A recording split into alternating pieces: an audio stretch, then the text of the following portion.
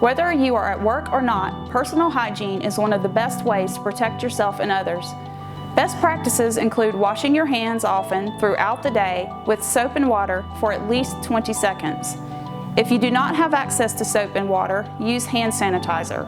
You should also avoid touching your eyes, nose, and mouth, and be sure to cover coughs and sneezes, ideally with the tissue that you would then discard.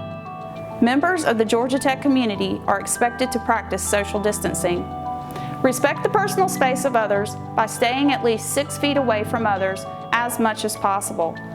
Facilitating social distancing will require some changes.